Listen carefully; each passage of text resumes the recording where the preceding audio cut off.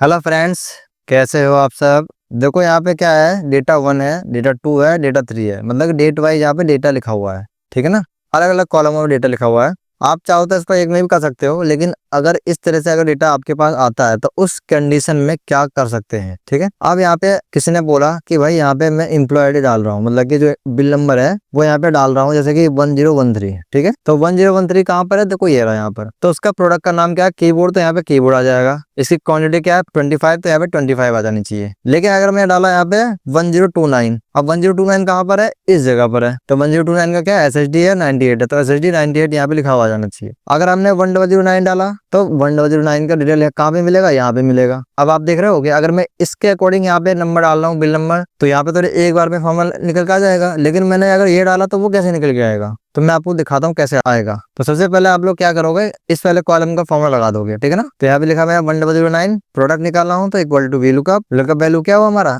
ये हो गया, ठीक है। Bill number comma table area क्या हुआ, यहाँ से लेके यहाँ तक, ठीक है। पूरा सिलेक्ट भी कर सकते हो, नहीं तो सिर्फ इतना भी आप सिलेक्ट कर सकते हो, ठीक है। तो मैंने पूरा सिलेक्ट कर लिया और कोमा 2 कोमा 0, उसके बाद इसका ब्रैकेट क्लोज, देन एंटर मारोगे तो देखो यहाँ पे इसका प्रोडक्ट का नाम लिखा हुआ आ जाएगा। क्वांटिटी निकालनी है तो equal to VLOOKUP, lookup value ये हो गया हमारा कोमा, और टेबल एरिया हमारा क्या हो गया, पूरा यहाँ से लेके यहाँ तक, ठीक है। उसके बाद कोमा 3 कोमा 0, उसके बाद इसका ब्रैकेट क्लोज एंड एंटर, तो यहाँ पे निकल के आ जाएगा। अब इस जो यहाँ पे बिल नंबर है वो यहाँ पर कोई सा भी डालो, यहाँ पे इसमें से 1002 डालो तो निकल के आ जाएगा, 1001 डालोगे तो निकल के आ जाएगा। लेकिन अगर आप ये वाला बिल नंबर डालोगे 1020 तो निकल के नहीं आएगा। तो यहाँ पे क्या आएगा, एरर। एरर इसलिए आ रहा है क्योंकि सिलेक्ट तो हमें यहाँ पे किया है और आउटपुट हम यहाँ का निकाल रहे हैं, तो कभी पॉसिबल तो होगा नहीं। तो उसके लिए भी हमारे पास एक फॉर्मूला है, ठीक है। फॉर्मूले को रीनेम करो और VLOOKUP से पहले लगा दो यहाँ पे इफ एरर। इफ एरर इसलिए लगा रहे हैं क्योंकि यहाँ पे एरर आ रहा है। अब उस एरर का सॉल्यूशन तो करेंगे ना हम, इफ एरर लगा के ब्रैकेट को स्टार्ट करेंगे और सीधा आखिरी में चले जाएंगे कोमा। इसका मतलब ये होगा कि अगर इस वाले फॉर्मूले में एरर आता है तो आपको आउटपुट में क्या चाहिए, तो मुझे आउटपुट में क्या चाहिए, दोबारा से यहाँ पे VLOOKUP लगाना है, ठीक है। और लुकअप वैल्यू इस बार क्या होगा, ये वाला, और इस बार टेबल एरे, ये वाला टेबल एरे नहीं होगा, ये वाला टेबल एरे होगा, ठीक है। कोमा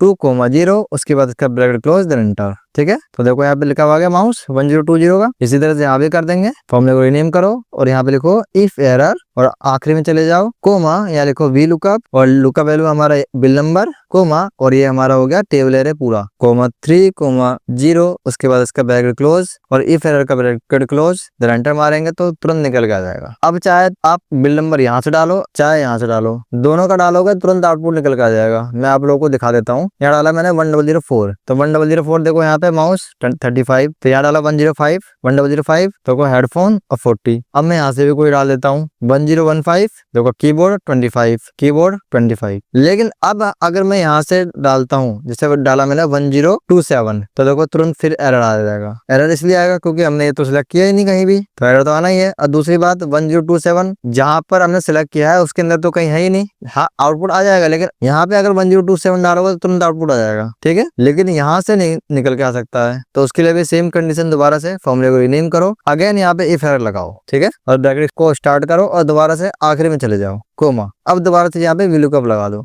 VLOOKUP के बाद लुकअप वैल्यू हमारा ये हो जाएगा कोमा, और टेबल एरे आपका यहाँ से लेके यहाँ तक पूरा सेलेक्ट कर लो और कोमा 2 कोमा 0, उसके बाद इसका ब्रैकेट क्लोज करो देन एंटर मारा, अगेन ब्रैकेट क्लोज करा देन एंटर मारा, तो देखो यहाँ पे 1027 का प्रोडक्ट का नाम निकल के आ गया। अगर आप यहाँ पे क्वांटिटी निकालना चाहते हो फिर से फॉर्मूले को रीनेम करो और इफ एरर से पहले अगेन इफ एरर लगा दो, ठीक है। उसके बाद आखिरी में आ जाओ सीधा कोमा, दोबारा से VLOOKUP, लुकअप वैल्यू ये हो गया हमारा बिल नंबर कोमा, और टेबल एरे हमारा ये हो गया कोमा 3 कोमा 0, उसके बाद इसका ब्रैकेट क्लोज और फिर से इफ एरर का ब्रैकेट क्लोज, जब एंटर मारोगे तो तुरंत निकल के आ जाएगा, ठीक है। अब इन तीनों डेटा में से कोई भी बिल नंबर आप डाल के देख लो, तीनों में से कोई भी डालोगे तो आउटपुट तुरंत आएगा बिना किसी एरर के, ठीक है। तो यहाँ पे डाला मैंने 1010, तो देखो 1010 का LCD 65, LCD 65। अब मैंने डाला 1014, देखो 1014 का माउस 25, माउस 25। अब डाला मैंने यहाँ पे 1023, तो देखो हेडफोन 90, 1023 का हेडफोन 90। हाँ लेकिन एरर अब कब देगा, जैसे मान लो यहाँ पे डाल दिया 1050, अब एरर क्यों दे रहा है, क्योंकि 1050 ना ही इसमें है